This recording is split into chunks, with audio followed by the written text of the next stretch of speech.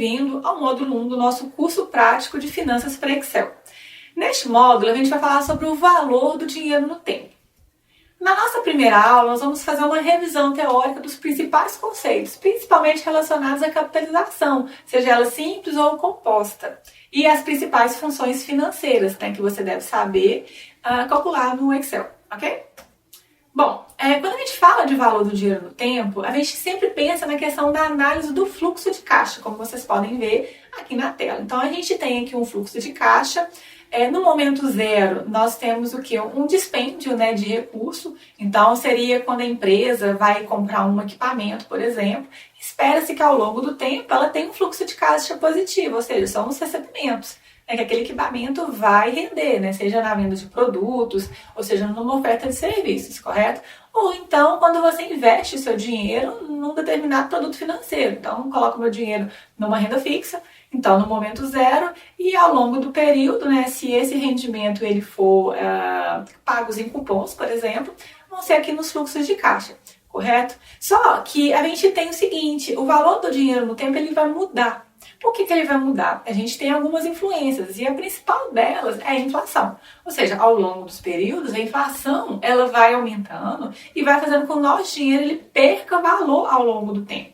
Então, se nós temos R$100 hoje no momento zero, né, daqui um mês, daqui um ano, esses R$100 ele não tem o mesmo valor de compra, né, como vocês já devem saber. Então, isso vai influenciar e a gente precisa de saber calcular o quanto que vai estar esse valor que nós estamos investindo hoje no momento zero, né, seja investindo ou seja financiando alguém, né, isso vamos supor na posição dos bancos, né, ele está entregando um recurso ali, então ele precisa de saber quanto que ele vai cobrar de juros, porque esse dinheiro ele vai mudar, né, ele vai perder valor ao longo do tempo. Outra questão também que vai influenciar no fluxo de caixa é o risco. Por quê? Dependendo do tipo de empresa que vai pegar um investimento, por exemplo, dependendo do tipo de investimento que você vai fazer, ela tem um certo risco ali. Imagina você investir numa empresa de tecnologia. Será que essa empresa ela vai dar certo? Então, assim, tem um risco imbuído nisso, né? Então, quando uma empresa, eu estou lançando um aplicativo, ela vai no banco pedir um dinheiro emprestado para lançar esse aplicativo, tem um risco. Então, isso vai influenciar diretamente no valor do dinheiro do tempo. Ou seja, os bancos eles vão cobrar um juros maior ao emprestar dinheiro para uma empresa de tecnologia do que emprestar dinheiro, por exemplo, para um agricultor, né? Que é mais ou menos certo, né? Que ele vai plantar e vai colher. A não ser que aconteça um desastre ecológico, alguma coisa nesse sentido, mas é algo que tem menos risco, certo? Outra questão é o horizonte temporal. Então, assim, quanto mais períodos eu tenho aqui no meu fluxo de caixa, isso quer dizer o quê? Que mais juros vão ser cobrados, certo? Ou seja, imagina assim, eu tenho mais ou menos uma perspectiva de quanto que vai estar a nossa Selic daqui um mês. Provavelmente que ela permaneça nesse mesmo patamar que tá hoje, ela pode diminuir um pouquinho, pode aumentar um pouquinho. Então, quanto maior for esse horizonte temporal, quer dizer então que isso vai influenciar em muito o valor do dinheiro do nosso tempo. E isso sempre a gente trabalha com uma taxa, né, vamos dizer assim, uma TMA, uma taxa mínima de atratividade, ou uma taxa de juros, certo? Que nós vamos poder calcular e trazer todos esses valores do nosso fluxo de caixa para o valor presente. E por que isso é tão importante?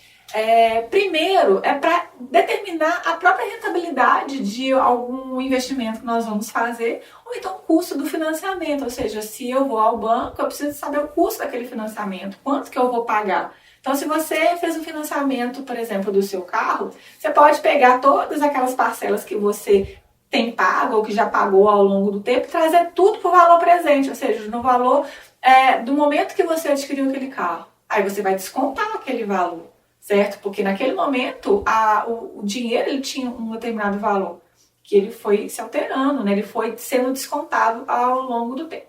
Outra questão importante também é no processo decisório. Então, se a gente tem, por exemplo, duas máquinas que a gente vai comprar, né? A gente consegue analisar. Uma máquina tem um determinado fluxo de caixa e uma outra máquina tem um outro. Talvez uma máquina ela consegue gerar mais recebíveis, por exemplo, mais recursos, mais receita, no caso, do que uma outra, né? E aí como é que a gente vai avaliar? Certo? Que tipo de investimento que eu vou fazer? A mesma coisa é o financiamento. A gente pode olhar em dois bancos, duas instituições financeiras diferentes e vai auxiliar no nosso processo decisório, ok? Bom, quando a gente trabalha o valor do dinheiro no tempo, quando a gente trabalha o valor do dinheiro no tempo, a gente sempre tem dois conceitos fundamentais ali, o valor presente, né? É o valor hoje, vamos dizer assim, que quando a gente tem essa seta para baixo, a gente está investindo, certo? Está saindo recurso do caixa, e o valor futuro, quanto que eu vou ter lá na frente, certo? Então, assim, é basicamente esses dois principais conceitos, ok? E a gente tem ali dois tipos também de capitalização, a capitalização simples e a capitalização composta. A primeira delas, a capitalização simples, ela é simples pelo fato do seguinte, o que acontece? Todo fluxo de caixa ele vai ser capitalizado em cima apenas do valor no tempo zero, ok? Então, assim,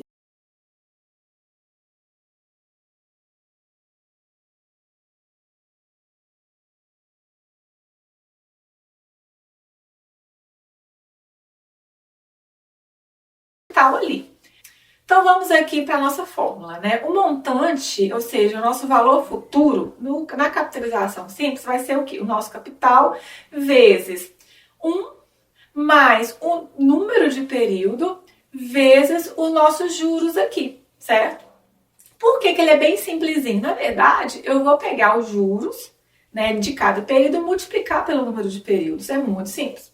Então, um exemplo aqui. Se eu tenho R$ 1.000, eu pego R$ 1.000 emprestado, por exemplo. Né? Então, é o capital no tempo zero. Eu vou multiplicar 1 mais o número do período 10 vezes os nossos juros, 2,25%. Aí eu sempre passo para número decimal, não pode esquecer disso. Então, 1 mais 10 vezes 0,0225. Quanto que eu vou ter, então, de montante? 1.225. Isso na capitalização simples, ok? Agora nós vamos para a capitalização composta. O que acontece? Agora, cada período ele vai capitalizar o período anterior e não mais só o período zero, ok? Então, a capitalização composta, ela sempre vai ter um montante maior, porque ela vai capitalizar em cima daquele valor que já foi capitalizado no momento anterior. Ok? E a fórmula dela vai ser essa daqui, como vocês podem ver. Então, o montante vai ser o quê? É o capital vezes 1 mais o juros, né, em valor decimal. Aí aqui vai ser elevado, porque ele vai ser uma capitalização exponencial, ok? Elevado ao número do período, número de períodos. Bom, no nosso exemplo aqui, a gente pegou o mesmo valor. Vamos pensar, a gente tem aqui R$ 1.000, né, o nosso capital. Nós vamos multiplicar 1 mais 0,0225 elevado a 10, que é o mesmo período da nossa capitalização simples, do exemplo anterior. Esse valor vai ser 1.249,20, bem diferente ali dos 1.225, né? Ou seja, é um valor maior. Lembrando que poucas instituições financeiras utilizam capitalização simples, tá certo? A maioria, né, quando a gente vai fazer um empréstimo, ou então quando a gente investe em renda fixa, por exemplo, é sempre capitalização composta. Outra coisa que a gente tem que ter em mente também é a equivalência do fluxo de caixa. Ou seja, a ideia de capitalizar e descapitalizar. O que seria essa ideia? Quando eu vou capitalizar um valor, eu vou levar esse valor de hoje para o momento futuro. Ou seja, eu vou capitalizar, certo? E quando eu vou descapitalizar, ou seja, eu quero saber se um fluxo de caixa no momento futuro, quanto que ele está valendo hoje, tá certo? Então eu tenho que descontar. Aquela ideia de levar o valor futuro, quando eu capitalizo, e trazer a valor presente, quando eu descapitalizo. Então, a gente tem ali a nossa fórmula para capitalizar, é super simples, é a mesma fórmula dos juros compostos, tá ok? Que a gente já tem aqui.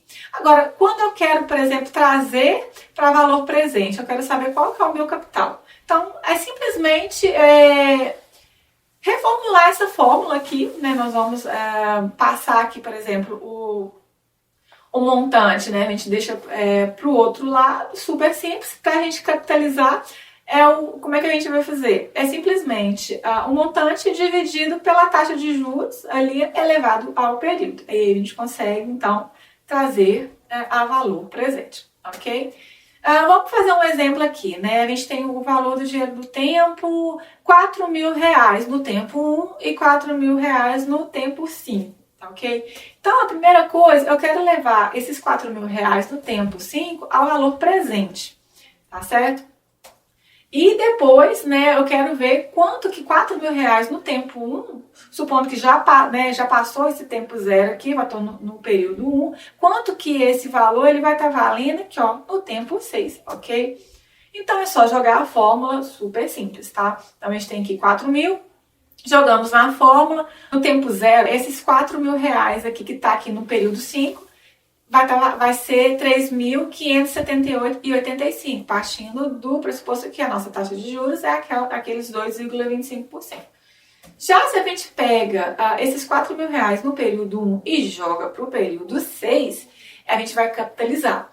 E então, esses 4.000 no período 6 vai estar valendo R$4.470,71. Ok? Bom, gente, a revisão teórica fica por aqui e na próxima aula nós vamos diretamente para o Excel fazer todas essas contas modelando. Ok? Até lá!